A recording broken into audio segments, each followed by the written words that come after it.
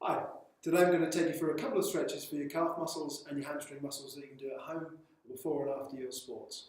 So first of all, if we stretch the gastrocnemius, this large calf muscle at the back here, and to do so if you lean up against anything, a sofa, a wall or something sturdy, both hands firmly on the wall, if you can bring the leg you're stretching behind and ensure that both feet are pointing forward. So a common error with this is people will turn the back foot out. We want that completely straight.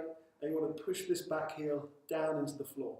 Notice my knee is completely straight. We don't want to flex the knee. We want to be stretching the gastroc, this muscle here. You're going to lean in on the front leg, keep that back heel pushed down, and try to sustain the stretch for about 30 seconds to a minute if you can tolerate that. Now, when you've done the first stretch, if you can move on to the soleus stretch. So it's the muscle in the lower aspect of your calf now. And to stretch soleus, if you can come in exactly the same position as you were before. But for this, you're going to need to bring the back foot slightly forwards, okay, maintaining the straightness in both feet. And this time, you just need to collapse both knees down. So just gently flexing both knees, leaning into the wall, and as I say, it should feel a nice stretch, particularly in the lower part of your calf, towards the Achilles tendon. Same principles apply, and if you can hold for 30 to 60 seconds. And now to stretch the hamstrings. A common problem area in runners, but also sedentary people alike, particularly with desk work. They're always shortened, they're always tightened from being sat too much. So a nice simple stretch.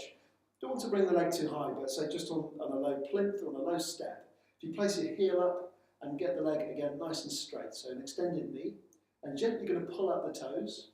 What you don't want is to try and slump from the pelvis, because you'll immediately feel the stretch is lost, and this is an easy way to accommodate away from the stretch. So keep the back straight, gently press down just above the knee until you feel a nice stretch behind the back of the leg and behind the knee. And again, same principle, maintain 30 to 60 seconds when doing this one. And for those of you that like laying in bed and doing stretches, a nice simple one for the hamstrings again. So laying flat, be sure to have both legs fixed on the bed at the beginning.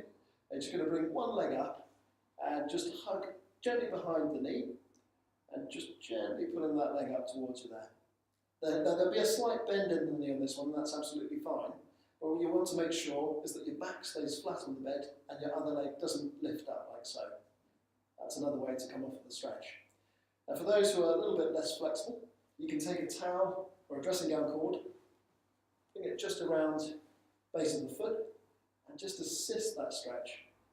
A little bit easier to get the leg straight on this one, and then hold.